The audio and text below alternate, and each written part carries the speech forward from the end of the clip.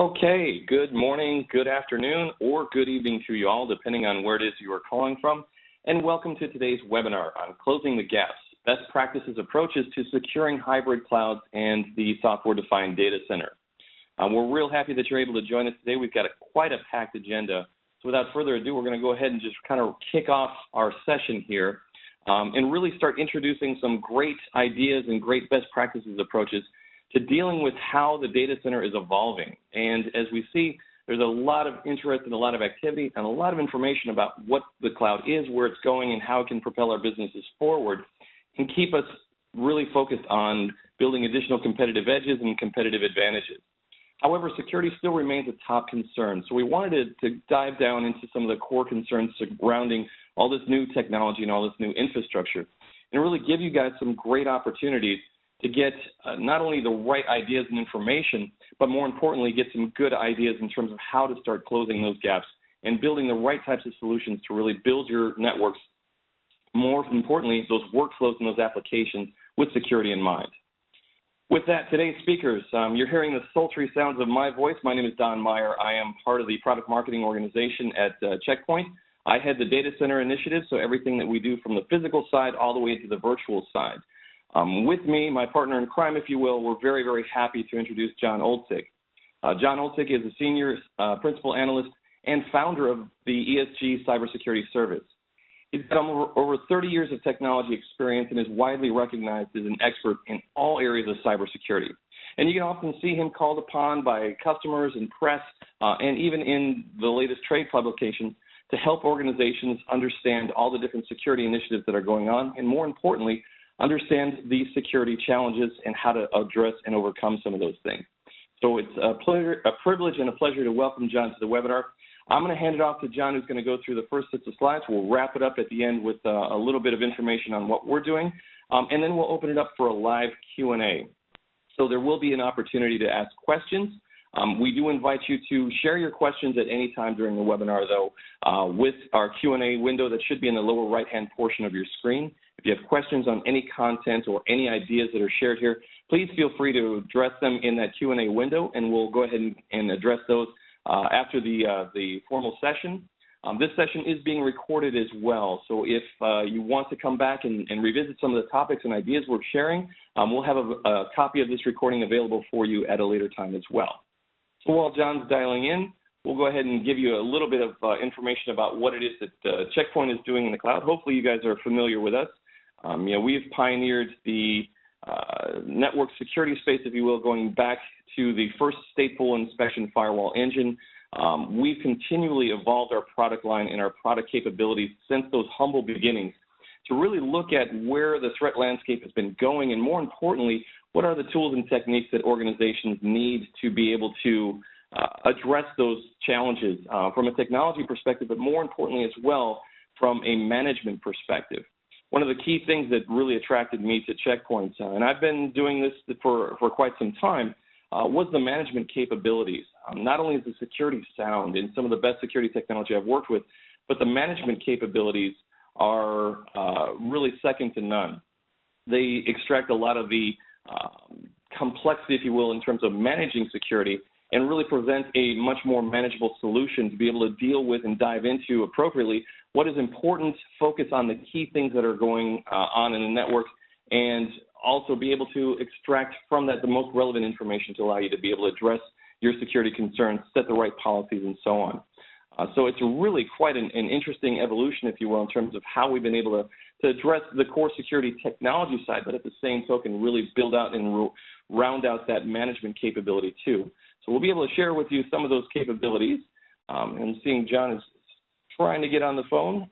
So as Jon's getting himself dialed in, we'll go ahead and maybe address some of the areas of our VSEC product solution so that, again, we can set the stage appropriately for what it is that Check Point is doing with regards to the cloud.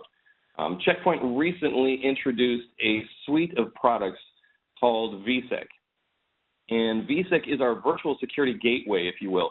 It is taking all of the great threat prevention capabilities that we've built into our appliances and basically porting it into the virtual space, if you will, to be able to run as a hypervisor type of firewall for virtual servers, but now also to be embedded into the core of the software-defined infrastructure of the public cloud, private cloud models, whether it's through Cisco ACI or VMware NSX, or if you were using AWS or Microsoft Azure. We have been able to, because we're a software company, essentially do the right things with our software to port over our capabilities to make them very meaningful in these new environments. One of the things that John's going to be talking about is the core security concerns around building into these environments. However, we still do some really interesting things on the software side that we'd love to share with you. So let's see if we can get John to kind of highlight some of those core security concerns here in just a second. Don, can you hear me? There he is, John. All right, I've built you up enough. Let's go ahead and have you take it away. Thanks so much. Sorry for the technical difficulties there. No problem. I apologize, and I'll just go right into it. So if we can go to the next slide. My agenda for today is I'm going to try to catch up because I know we're a little behind now, but we'll look at the progress we've seen in the data center. That's really kind of usurped our ability to secure workloads, so I'll talk about some of the issues we see with cloud and SDDC security. We'll talk about what's needed to improve cloud and software-defined data center security, and then some of the future trends that we see, and the bigger truth is my conclusion. And then I'll hand it back to Don, and we'll talk about some of the interesting things that Checkpoint is doing. So if we go on to the next slide. We've seen progress in the data center. It's happened over a number of years based on the fact that we had tremendous data center sprawl. We were running out of physical space for data centers. We were spending lots and lots of money to power and cool data centers. So we've seen this progression in the last really 10 or 15 years. So first it was data center consolidation. The federal government, U.S. federal government, did a good job of consolidating data centers and putting an initiative together to do so. And that was followed by server virtualization in sort of the mid to late 2000s into like the early 2010, 2012 timeframe. And we've moved on to cloud computing. So it's really server virtualization as a service where I don't have to commit to buying the physical infrastructure. And we've moved on to containerization as well.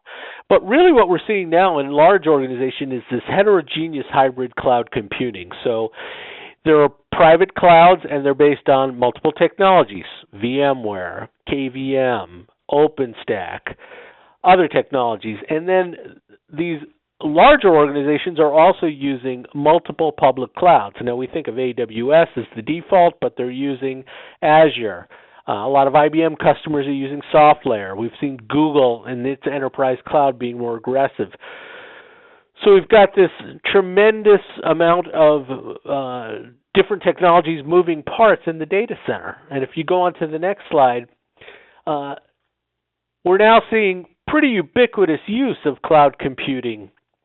So in this graphic, we asked 303 security professionals, enterprise security professionals, what types of clouds they use, and you can see 57% are using both public and private cloud infrastructure to support production applications and workloads. So not just test and dev, but production.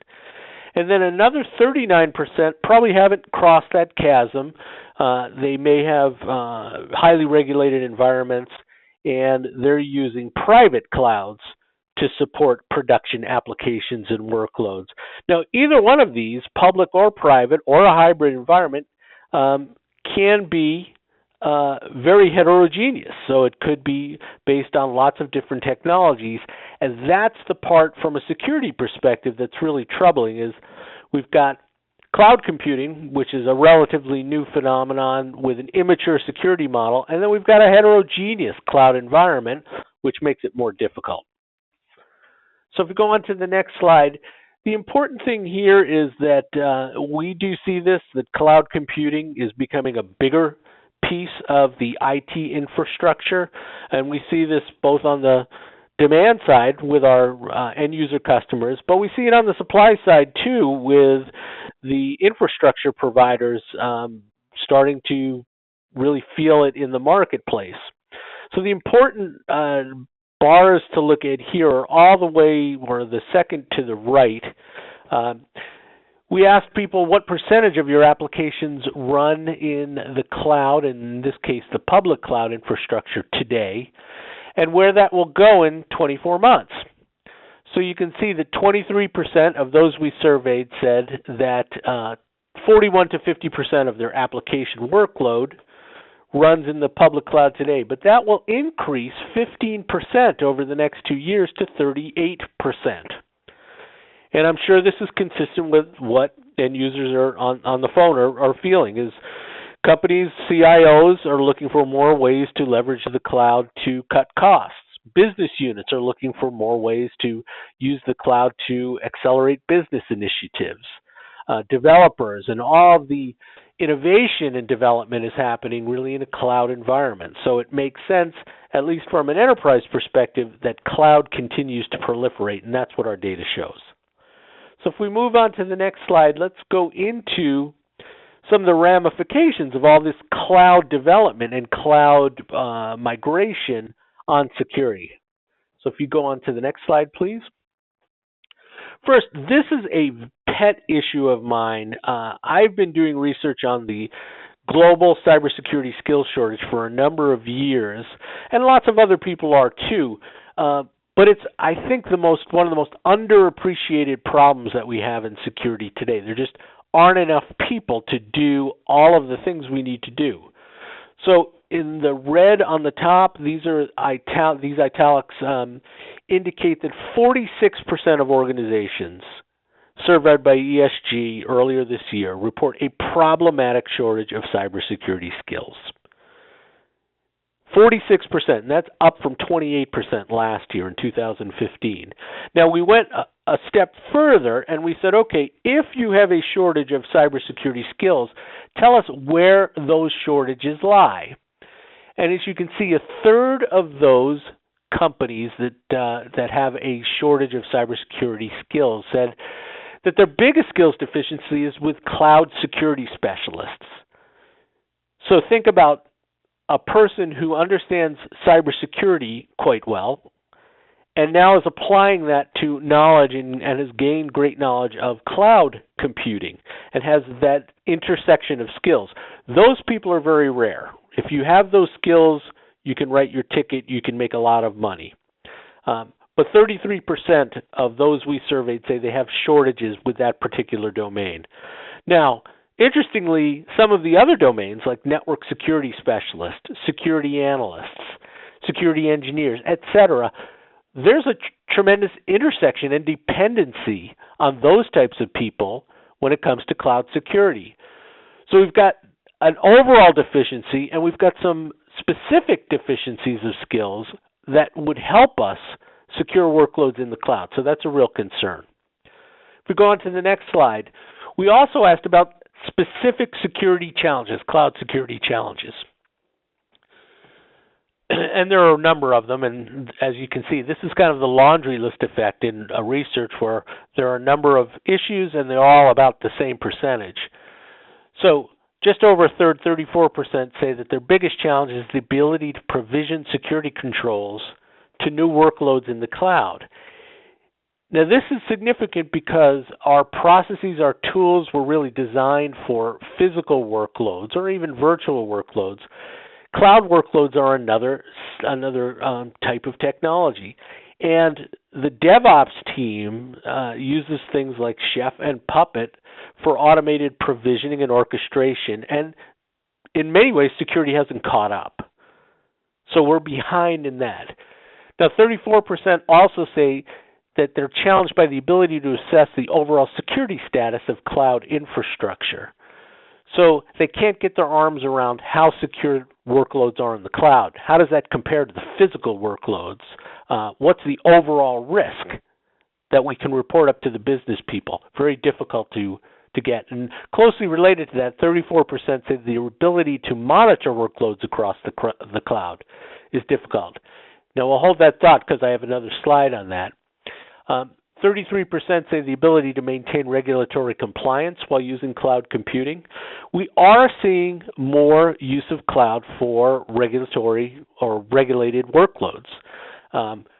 Historically, that was something that was taboo, or it was something that auditors said couldn't be done or wouldn't allow. But we are now seeing much, much more aggressive use of this now, especially in the U.S. federal government, but also in PCI and HIPAA, in a lot of industry workloads. So if we go on to the next slide, I talked about this, and I put this off till this slide. So we're seeing general challenges with monitoring the security of cloud-based workloads. And of course, as the old saying goes, you can't manage what you can't monitor, or something like that. You can't secure what you can't monitor anyway. So here's some specific challenges that people are having with monitoring security of cloud workloads. 38% say various IT or business units have adopted cloud computing over the past few years, so the security team is basically catching up on security monitoring. So this is a problem with the organization. Organizations are embracing cloud computing and not necessarily thinking of the oversight needed for the security team. That's an afterthought. So we have to do more on the organization, but we also have to be better at anticipating that and getting involved earlier from the cybersecurity perspective. 36% say the cloud security monitoring requires greater scalability for security data capture, processing, and analysis. So this is a technology issue. All of a sudden we have more log data, we have more event data, we have it in different formats, and it's coming in to some central repository. We need the scalable data management and scalable tools for analytics so that we can capture, process, and analyze not only the cloud-based data, but that in concert with the historical security data that we get from IT. We also see that 31% say each cloud infrastructure technology is distinct, so we can't always get a consistent security monitoring across diverse cloud infrastructure. This is key.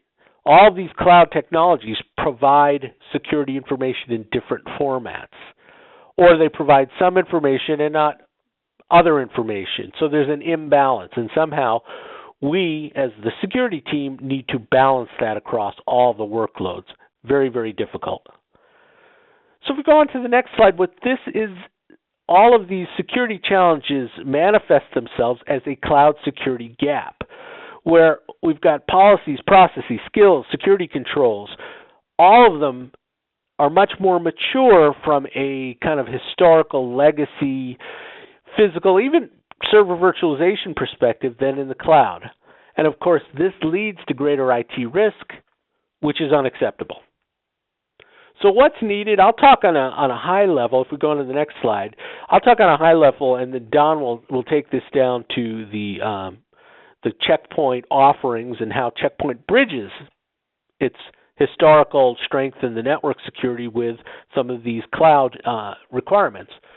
So what's needed? First, we cannot reinvent the wheel here. What we've done time and time again is we've created new tools and processes and monitoring technologies for mobile technologies or for cloud technologies, and that doesn't scale because at some point we're looking at risk across our environment. We're looking at threats and managing threats. We're looking at monitoring status across our whole environment.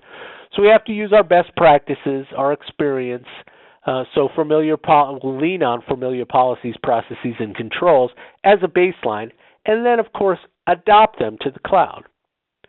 We absolutely need comprehensive visibility across physical, virtual, and cloud infrastructure. And again, it's looking across all of these to understand risk. And also it's important to remember that cloud workloads will be mobile. So we need to be able to follow what's happening with those cloud workloads as they move across physical servers or data centers or locations, and they're spun up and spun down, those kinds of things. We need support for cloud automation and orchestration. So I mentioned the DevOps team and the use of things like Chef and Puppet. We need to classify workloads and be able to accommodate those types of automation and orchestration processes. So when workloads are provisioned, they're classified. We know what controls to put on them. We know how to monitor them. We know where they can go and where they can't. We know who can access them and who can change them and who can't. And we can enforce those rules. We need to support heterogeneous technology, whether it's on-premise vCloud or vCloud Air or KVM or OpenStack, or whether it's AWS or Azure or SoftLayer or whatever technology comes in the next few years, because there's a lot of innovation in the cloud. But we need heterogeneous support, which means we need technologies to support open APIs. We need technologies to support standards. And we need advanced cloud and SDDC security controls.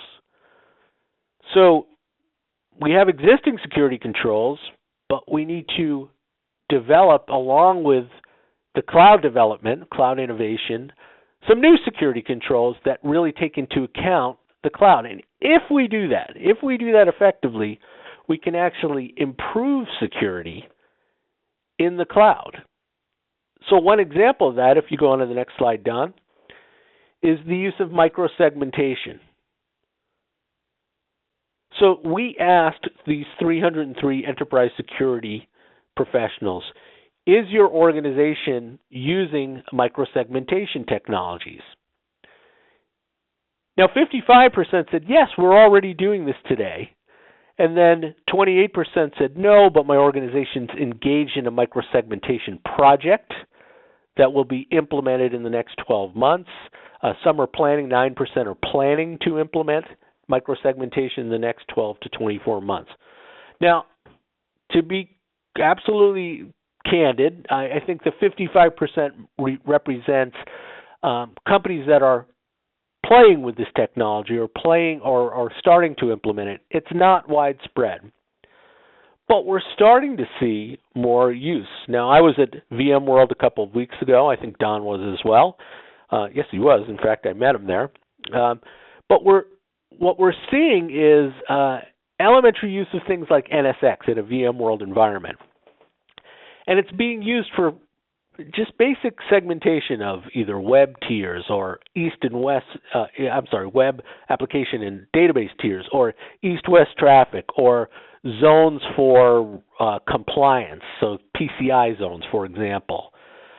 And that's fine, but that's a basic function. But things like NSX can be enhanced for more inspection of traffic, for threat management, for advanced controls. And that's really where we have to get to with cloud. I think we're starting to get there, but we'll make improvements over the next few years.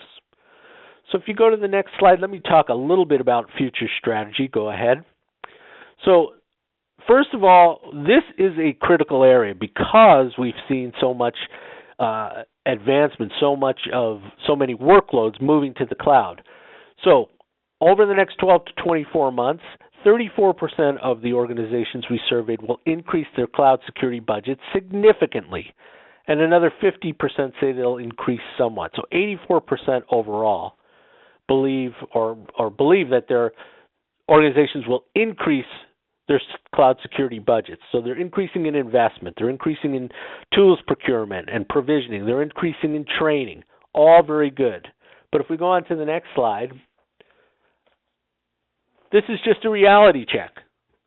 So the question we asked was, in your opinion, how much work will it take to develop an appropriate security model that aligns with your organization's future plans for cloud computing? Almost half, 49%, said it will take a significant amount of work. And 49% said a moderate amount of work. So there's work ahead. And I believe some of those people who in yellow who say it's moderate are underestimating the amount of work, or probably don't have their arms around all of the work, because from what I've seen in the field, it is a significant amount of work. So if we go on to the next slide, we've seen data centers in transition. That's an old story. But security is in a catch-up mode. And we saw this with server virtualization. Now we're seeing it with cloud. With cloud, though, it's much more dynamic. With server virtualization, it was catching up to VMware, ESX, or vSphere. Now it's catching up to multiple technologies. So enterprises definitely need to catch up, but we have to take what we know, our experiences, our best practices, our lessons learned, and apply them to the cloud in this new security model. And then organizational dynamics are important, and I think Don will talk about this a bit, but this is not just a security issue. This is security working with development teams, application development teams, and DevOps. And certainly, it's working with data center operations and network operations. So we need common tools, we need role-based access control for separation of duties, but we need to coordinate better on everything from the business initiative that's driving cloud all the way to the security controls and security monitoring. So thanks so much for listening. I'll stick around, and I'm real sorry about that initial problem, but let me turn it over to Don, and I'll be here for Q&A.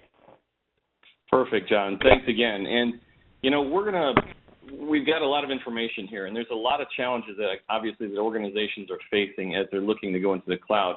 And just to reiterate a couple of the things that John was talking about, you know, the landscape from a pure security perspective is constantly evolving. Obviously, the proliferation of these very sophisticated malware attacks, brand new attack vectors, keep us on our toes constantly and are constantly forcing us to look at ways of evolving our technology to really address and focus on the entire kill chain of an attack. So as threats are continually increasing, so are the complexities of the networks with which we're protecting. As John had illustrated, you know, the amount of interest and the amount of deployments now going across, whether it is a public hybrid cloud infrastructure or whether it is in terms of virtualizing our own data centers, it's increasing the complexity of how we address security to really start focusing on addressing the sophistication of new threats and malware. Another interesting challenge that we're seeing is, again, as John pointed out, we have this now lateral movement of data within the virtualized environments. Whereas before we had our perimeter gateways that would really scrub everything that's coming in and out of that data center. Most traffic was going north-south. Now with virtualization and even going into the cloud, there's a little bit going north-south or going through that perimeter gateway, but the bulk of the information is now contained within the data center. In fact, up to 80% of the data workloads are now just moving back and forth between servers within that data. The challenge there is that how do you hairpin and get everything up to that perimeter gateway without slowing things down, without introducing latency, without introducing additional complexity, which is going to alleviate all the great capabilities that this virtualized infrastructure can really perform. So we've got to find a way to look at, again, if something is infected, if we have a VM or a host that gets infected, how do we prevent that infection from spreading to the rest of our infrastructure, whether it is microsegmented or not? To John's point earlier, there is a lack of consistent protections across all of this infrastructure. And we've done a great job on the physical side of putting in place the right tools and technology to address the core concerns, to be able to comply with regulatory mandates, or even just to make sure that our data has sufficient protections against it, and we have good visibility in terms of what's going on. Contrast that with what we see in the virtual space. We really don't see a lot. There's more encapsulation. There's more things that are moving beyond our traditional controls and our traditional abilities to be able to see this information. So to John's point, you know, you can't protect what you can't see. You can't enforce policy on things that you really don't know what's going on. So we have to get a level of protection and a level of management across all of this that's consistent with what it is that our business is demanding of us from a security perspective. And likewise, with the elastic nature of this environment, with the rapid provisioning that we see, we have to really start looking at ways of adapting security to be more dynamic. It's not simply just retrofitting an appliance that was built on ASICs, that was built to really look at a static environment and provide sufficient protections. We have to understand how the new environment adjusts and moves, how things move around in the environment, what, you know, essentially is more meaningful to protect versus the old static 5-tuple IP address source and destination, those types of things. So we really have some interesting challenges with regards to security. And make no mistake, cloud assets really are vulnerable. Jon mentioned that microsegmentation is a really good foundational start to building proper security into this environment. It's very, very important to be able to align and separate out different things that you want to be able to communicate internally, but you don't want to have established communication links to other assets that don't need to share this level of data. However, if there is a communication link between any of these microsegments, that link can be exploited. And if there are no security controls to be able to protect the data moving in and out of that particular microsegment, if it gets infected, then it has carte blanche to be able to look around to see what else it can infect and eventually move beyond that microsegment and look at other ways of infecting that infrastructure. Again, the built-in capabilities that we see in the cloud, whether it's public, private, SCDC, provide that layer of segmentation, but really don't extend it out to where we can start looking at doing the proper data protections that a next-gen firewall or a next-gen threat prevention type of solution can do. So, again, we have our challenges, but to Jon's point earlier, we do have this gap. We have this knowledge gap in terms of what we did before, what worked very well on the physical side, versus what's going on the infrastructure side from the virtual perspective, and who now is kind of in control, who's calling the shots. So the static controls that we use are still important because we still have physical networks that we need to protect, but it's not as straightforward to extend those controls into this virtual space. Traditionally, again, our security, because it was so static, it afforded us a lot of manual controls. It made it very easy for us to manually go in and define new routes, new roles, new policies to be able to accommodate changes in the environment. Well, now changes are happening so rapidly, and most of the time changes are happening without security's knowledge, and there's no time, if you will, and there's no flexibility in terms of being able to afford a very manual-intensive management or policy infrastructure. We have to get better in terms of how we can align the security needs with the needs of this virtual infrastructure and this new dynamic infrastructure. And as Jon pointed out, we do have a knowledge gap. We have to start overcoming that knowledge gap, not only in terms from the infrastructure or DevOps guys who are going to be calling upon new servers, new workloads, and new infrastructure, but also from the security side as well, so that they understand what these new environments look like, how best to be able to adapt the security policies, how best to be able to assign roles and responsibilities to various microsegments, who needs to be able to get at what and where and why, to Jon's point. So again, we've got our work cut out for us, and moving into this infrastructure, hopefully, as Jon had pointed out, may not be as easy or straightforward as some of the organizations initially think. Fortunately, we've been doing a lot of work in this new space. We've been working with a lot of the key players here, and we really feel that right now is the time for a new security model, a model that's as dynamic as the infrastructure needs to be, a move into security that is more orchestrated, more automated, and more intelligent.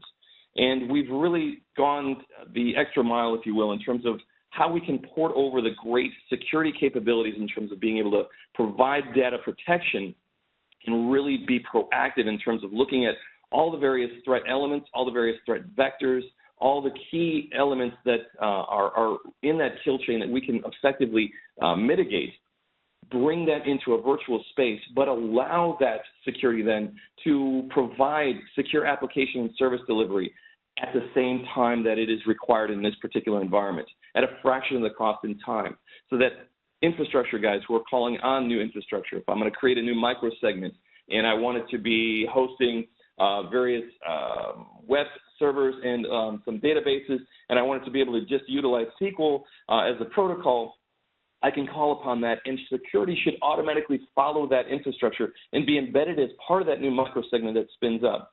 So automatically we've got established communication links between that microsegment and the rest of my infrastructure.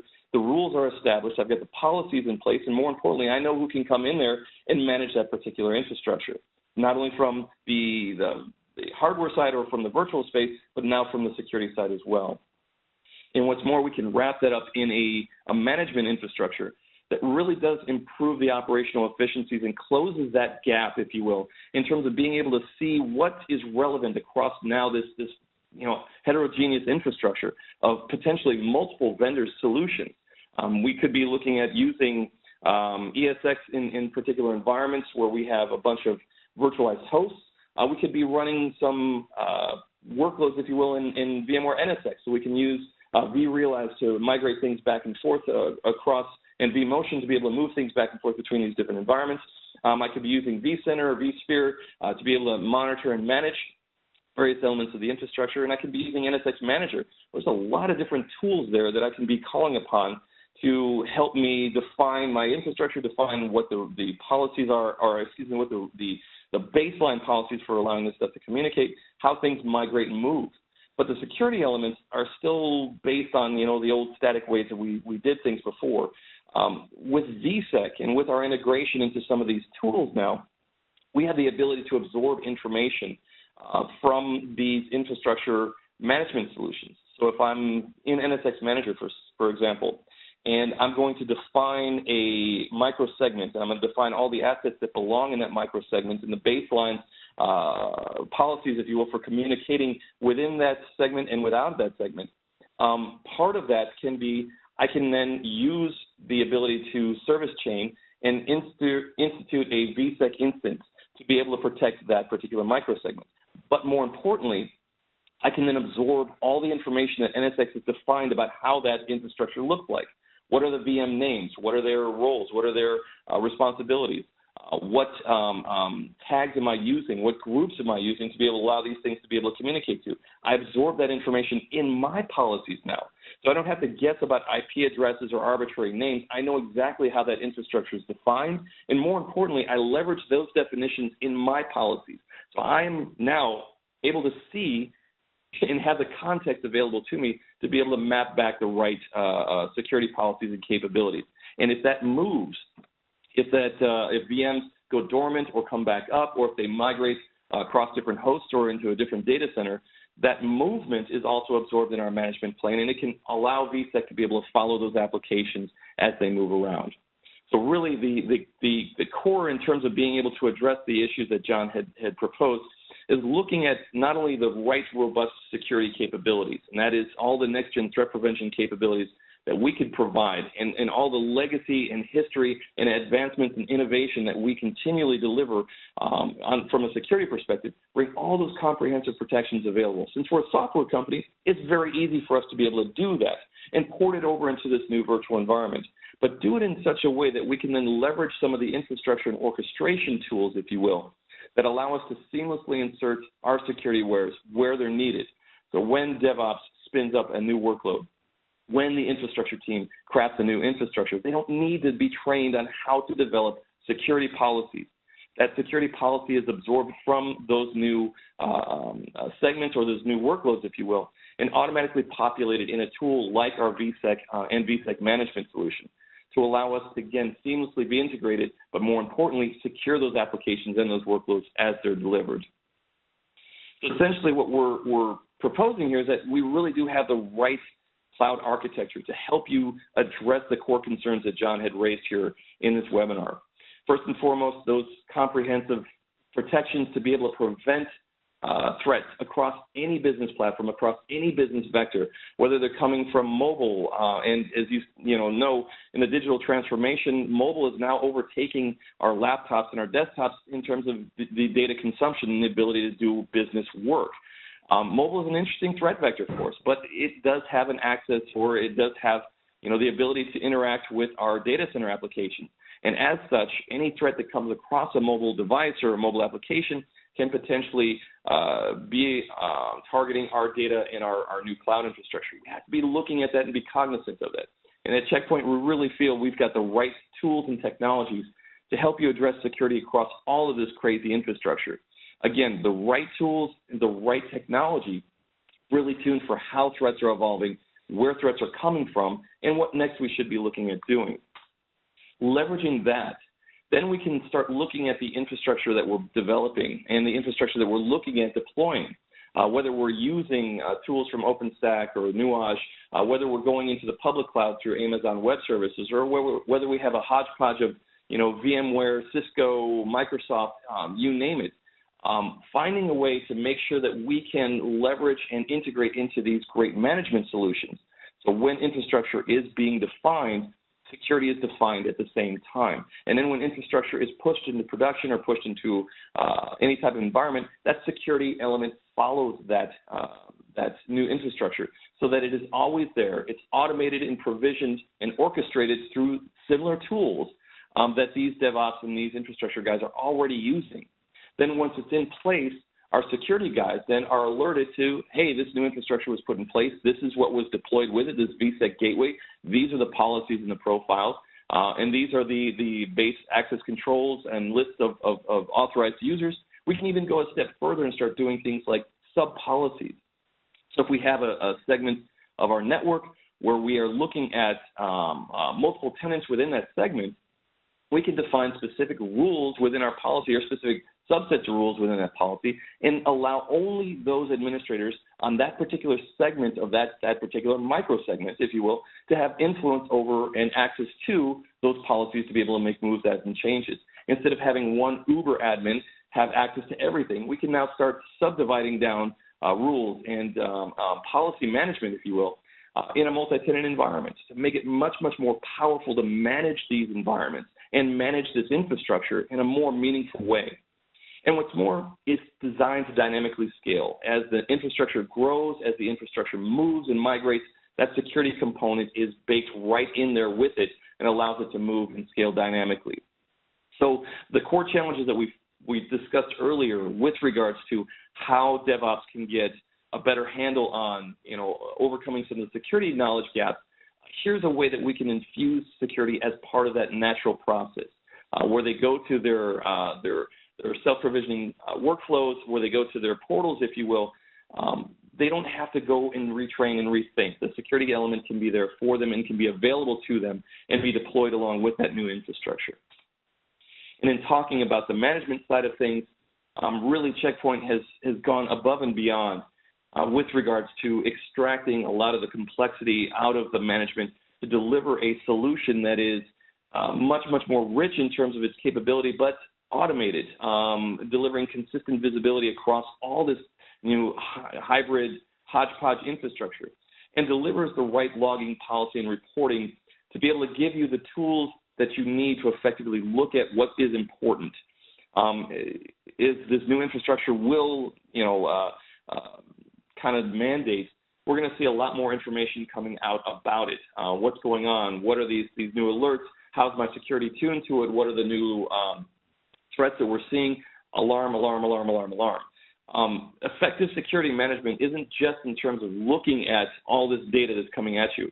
It's parsing that data down and categorizing it into, very actionable things that you need to be focused on, eliminating the noise and really focusing on the key areas that are of most importance. That's something that Checkpoint with our AD management can really help deliver. In its same token, it integrates very seamlessly. We've got open APIs now, RESTful-based APIs, if you will, that we can expose to all these new management tools to allow us to absorb the context from these new tools. So we know what applications are being deployed. We know what the infrastructure looks like. We know what the security groups are. We know what all the tags are for these different elements. And basically, our management now and our policies become far more intelligent and far better tuned to what it is that we're actually protecting. So we've got some really great tools at Checkpoint to help you guys leverage this new infrastructure to really start driving, new innovation, being more competitive with how you go to market and how you appease your constituents, whether they be internal or external constituents. Security should not be a bottleneck, and we don't feel at this stage security can be or should be a bottleneck for how you want to develop your networks and where you want to take your businesses to. From our perspective, we want security to be an enabler. We want security to help enable your DevOps teams, your security teams, to deliver upon what the CIO or the CEO's mandates are in terms of how to grow the business and where to take that business. We feel we've got the right tools, we've got the right technology in place to really help you do that and do that in a very meaningful way. And essentially, with our tools, with our capabilities, with the support for a very heterogeneous infrastructure, whether you're looking for public, private, hybrid, some in between, whether you're doing things in dev or in lab environments, you have a consistent set of controls, a consistent set of visibility, a consistent set of logging and reporting across all of this infrastructure to really keep your business a step ahead of not only the changes to this infrastructure, all the complexities of this infrastructure, but also how the threat landscape is evolving and making sure you have the right tools to really focus on delivering the right security for those environments. So a real quick overview in terms of what Checkpoint is doing. I think we've got about 10 minutes left, so I wanted to open it up for a brief Q&A. We have, I think, questions in queue. I'm going to open that up for you in just a second. For those of you who have questions and haven't quite discovered it yet, there is a Q&A or a chat window that is available in your lower right-hand portion. We welcome you at this time to go ahead and open up and ask away some questions so that we can get those questions going for you right away. So let me see if I can get to our question and answer window, so bear with me for just a second. And John, I just wanted to throw it out to you as well to say thank you. I really do appreciate the information. Again, this is an area of passion, and hopefully you can hear it in our voices. We really feel that there's some interesting challenges, but we do have a great way of helping organizations to get good tools, good visibility, and some good best practices approaches towards dealing with some of these ideas or challenges, if you will. So, John, any final comments from your end while we pull up the Q&A window? Don, just thanks for having me, and I agree. I think you should be passionate because a lot of Checkpoint customers are now looking at how to extend security elsewhere into the cloud, and why reinvent the wheel if you've got a good foundation. And I think to the extent that you can build on, like I said, build on your best practices, build on your policies and your enforcement and your monitoring, that seems to be working best for the customers I talk to. Perfect. Very good. Okay, we have a couple of questions in queue, so I'm going to go ahead and start addressing them real quick. And John, please feel free to chime in. And some of these are going to be addressed to you as well. First question comes, can't different formats of information be solved by any SIM implementation?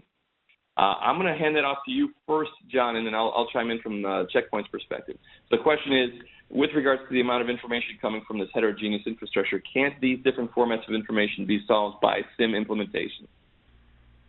Well, the answer is yes, but it may not be native support. So you may need to write a connector, or your SIM vendor may have written a connector, but it's not simply consuming the information. It's what is the information, because what we know is some of the log information, or the log information from different cloud providers is different. Some of it's more complete than others. And somehow you have to normalize that to get a complete picture. Now that's the monitoring side, or the SIM type side, but on the policy management or policy creation, policy management, policy enforcement, network troubleshooting, that's all more network security operations, and I think that's more of what you're talking about, Don. Correct, yeah. And to your point, I mean, we've got several integrations with the majority of the popular flavors, if you will, of cloud out there, whether it is public or private. And as we have seen, the amount of information at this stage, because it's still very early for cloud and cloud security, the amount of information varies greatly depending on the provider or the vendor who's providing that infrastructure, or at least those tools. So parsing over relevant information and being able to write scripts now, it will take some time to be able to catch up to and get the right and relevant information that we've seen that's going to be actionable from these SIM tools. Or we can leverage a tool like our VSEC controller, which allows us to then absorb information intelligently from these different tools and present a clearer security picture, if you will, in terms of, to John's latter point, doing the policy enforcement, policy management side of things. So yes, SIM's probably still going to be a very important tool, but from a pure security perspective, or from our security enforcement and or actionable item perspective, we see that the information that we can get natively from the cloud providers, parse that over into our management capabilities, provides us a little bit better advantage in terms of being responsive. But that's not to discount the SIM's importance, and as I said, it's still going to be an important tool as we go forward. So yes, there are certain things that you can do with SIEM today, but the technology is still evolving, and as we see more and more organizations going towards the cloud, having that actionable information readily available to the security teams is going to be very, very important. So just something to bear in mind. Another question comes in, by time there's going ahead SaaS provided on Docker images, at least in our areas, is it even possible to just VSEC for this type of virtual infrastructure? So looking at things like containers, yes, we are actively looking at containers right now. We don't have a solution ready yet, but when we do, we will let you know. But this is an area of technology that we are actively looking at, providing the right types of security capabilities and how we can port VSEC into this environment. So do stay tuned. There will be some information coming up soon around containers, but we don't have anything just yet in our presentation today. Another question, can we download the slides? We will have a version of the slides available for you. It will be in a follow-on email after the webinar. So within a couple of days, we'll have all that information available for you guys. So please do stay tuned for that as well. Next question, in the coming weeks, will there be technical demos available for Checkpoint integration with various public SDN platforms such as Azure and AWS? Excellent question, and I'm glad that you asked that. Yes, we are planning a series of webinars and technical demonstrations, if you will, for the various integrations we have with public cloud and private cloud or SDN, SDDC types of platforms. So do stay tuned for that. Much like what we did today, we will announce that well in advance to give you time to be able to register and be able to view those sessions themselves. Okay, another question. I have bad electricity or bad connectivity due to electrical storms. Will a recording of this presentation be made available? Yes, there will be a recording available. The recording, as the slides will be available as well later on, will be sent out to you guys in a follow-on email so that we can you can come back and listen to the sultry sounds of John and myself going through this, but more importantly, listen to and absorb some of the information that's available in this slide deck. Next question, was hoping the presentation would dive more on how the VSEC is set up. Very, very good question and good comment. This was intended to really kind of look at the core concerns around security for the cloud. Next sessions are going to be more technical in terms of how we develop or how we deliver those security capabilities we were talking about for the various platforms. So do stay tuned. There's a lot more webinars and much more sessions planned for later on this year and for going into next year as well. Another question, is it possible to connect VSEC to more than one VMware vCenter with NSX? Yes, it is. Andreas, that's a very good question. I'd love to get more information on what it is that you're looking to do. So do please connect with us later on after this webinar. I'd love to address that question a little bit more specifically to your specific needs. So if you could just follow up with us or you shoot me an email directly at dmeyer, M-E-Y-E-R, at checkpoint.com, and I'd love to go ahead and address that for you as well. Another question on licensing for VSEC. VSEC is licensed based on the number of CPU cores, if you will, or more licensing information is available from our website. Please do visit the website and we can get you specific information about what particular platform you're going after. Whether you're using Microsoft, Azure, or AWS, there are different options that we have in terms of the scale and scope. Whether you're using Cisco ACI, it's a little bit different in terms of how it's licensed. So again, like to get a handle on what it is that you're looking specifically to do, what your infrastructure looks like, and we can get you the right licensing quotes for that. Another question, will it support Cisco ACI and VMware NSX environments? Ooh, fantastic question. Yes, Checkpoint VSEC supports all the major players that are out there today. We have integrations with Cisco ACI. In fact, we can leverage our existing physical gateways along with our virtual gateways in a Cisco ACI infrastructure. And as well, since we can integrate with both the APIC controller and the NSX manager, we can consolidate, if you will, the security visibility across both of those different infrastructures. So if you're doing various things and you've got workloads that are already in NSX and you're deploying ACI for other workloads, managing the security across those two infrastructures is a little bit different and quite a bit more difficult, if you will, because there isn't a consistent set of policies that you can extend from one to the other. Cisco APIC integration with the VSEC controller, NSX integration with the VSEC controller allow us to be able to absorb information from both of those platforms.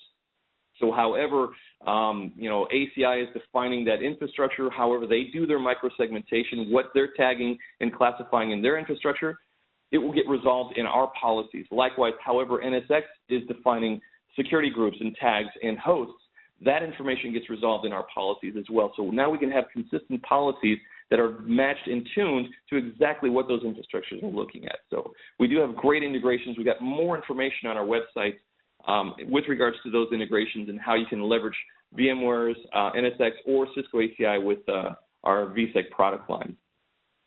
With that, there's a couple more questions in queue, and I'm sorry we can't get to all of them. I know that we started a little bit late, but I want to be respectful of everyone's time. We do hope this information was valuable to you. There are questions still in queue that we will address later on and do some follow-ups after the webinar. But I did want to spend a few seconds here at the end to thank you very much for your time and attendance, to thank Jon for this great information and for joining us today. Again, we do hope this information was valuable to you. We've got a lot more information about VSEC specifically on our website, www.checkpoint.com. Look under the public and private cloud security solutions tabs or in our next generation firewall tabs. There's a ton of information, white papers, customer case studies, videos, video demonstrations to give us a little bit more of a deep dive as well. So a lot of information there for you. Likewise, more information around the cloud security initiatives, some of the challenges around cloud and just overall technology. Don't hesitate to visit Jon Oltsik and the ISG website as well. Tons of information there for you guys to help you really just get the right information, the right type of tools to start addressing your core needs and challenges as you see them. With that, on behalf of everyone here at Checkpoint, Jon Oltsik and everyone on board here, we really do appreciate your time and attention. We look forward to speaking with you on the next webinars, so do stay tuned. We'll be diving into more of the technology going forward. On behalf of all of us here, thank you again and have a great day. Thanks, Jon. Thanks so much.